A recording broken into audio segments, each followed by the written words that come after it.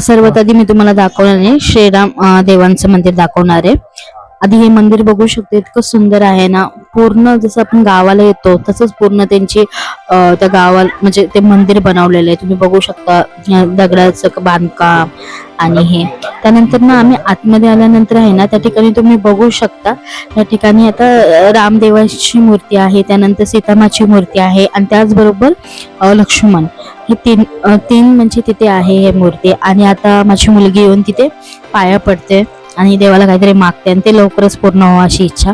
त्यानंतर मग ह्या साईडला हनुमानाची मूर्ती आहे, मोठी आल्यानंतर तीही पाया पडते आणि काहीतरी मागते, तिची इच्छा लवकर पूर्ण व्हावी। या साईडला जे आहे ते गणपतीची मूर्ती आहे। आणि आता आम्ही निघालोय शीतला देवीच्या मंदिरामध्ये। इथे मी तुम्हाला जे दाखवते आहे ना, या ठिकाणी पूर्ण म्हणजे तुम्ही ओटीचं सामान घेऊ शकता। हे सगळं ओटीचं सामान या ठिकाणी असतं आणि मी आता ओटीचं सामान घेऊन आम्ही निघालोय। हे जे मी तुम्हाला दाखवते हा पूर्ण बाहेरचा एरिया आहे, म्हणजे जे आपण एंट्री घेतो ना तो एरिया आहे। आता आम्ही आतमध्ये जातोय, तुम्ही आमच्या बरोबर या। आता आपण आतमध्ये जाऊया, तर चला माझ्या बरोबर तुम्ही पण आतमध्ये चला।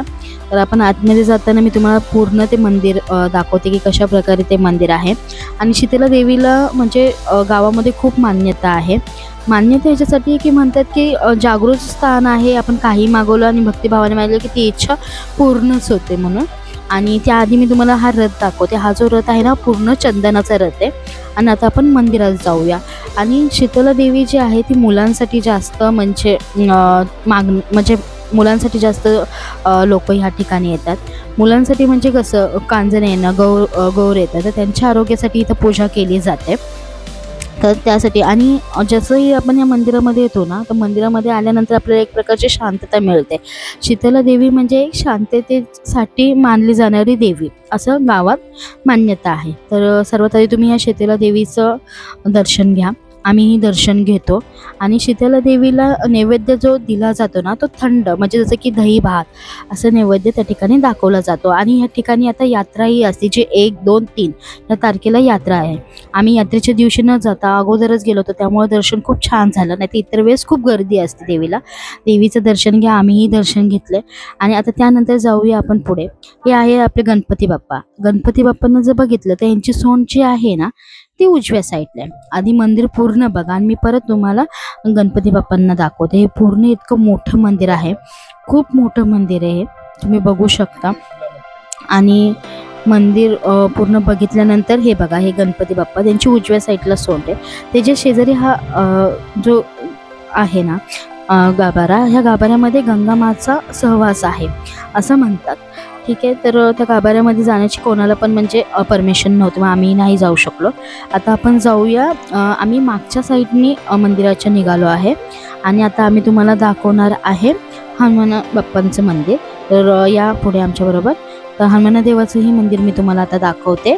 हे आहे हनुमान देवाचं मंदिर आहे, ठीक आहे। आणि इथे काही थोडीफार माहिती पण आहे, ती पण आम्ही थोडंसं शूट केलं आणि त्यानंतर पुढे निघालो। आता पुढे निघाल्यानंतर आहे ना या ठिकाणी होतं हे पाण्याचे एक प्रकारे साठवलेलं आहे। या पाण्यामध्ये ना छान कमळ देखील आलेलं आहे, तुम्ही कमळ पण बघू शकता, इतकं मस्त वाटत होतं ना कमळ पण।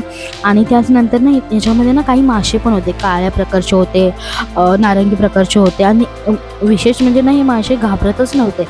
आम्हाला वाटलं की पाण्याची हालचाल जर झाली किंवा आपण काही थोडंसं पण जवळ गेलो तर ते मासे आपल्याला घाबरतील, असं काही नव्हतं। तर तुम्हाला मी ह्या साईडने दाखवते। हे बघा, हे पूर्ण अशा ऑरेंज कलरचे म्हणजे नारंगी कलरचे मासे होते, इतके छान दिसत होते ना ते। आणि त्यांना खायला पण दिलं ना तर ते लगेच म्हणजे खाण्यासाठी येत होते। या ठिकाणी ह्या तिघांचं काहीतरी डिस्कशन चाललं होतं, जाऊ द्या त्यांचं चालू द्या, पुढे जाऊया। तर हे जे आता मी पुढे दाखवणार आहे ना, आता हे जे आहे ना पुढे, हे आहे रामकुंड।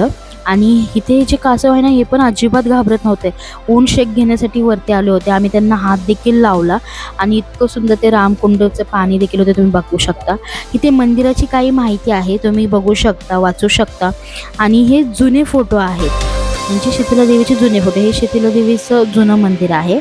आणि त्यानंतर जे आहे ना हे नवीन मंदिर आहे जे आत्ता आपण बघतोय। आणि हे रामकुंड जे आहे ते जुनं आहे।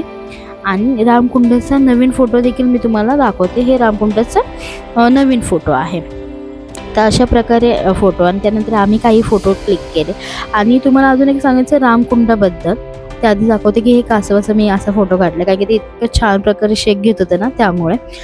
रामकुंड असं म्हणतात की तिथे रामाने आंघोळ केली होती, त्यासाठी इथे रामकुंड असं म्हणतात.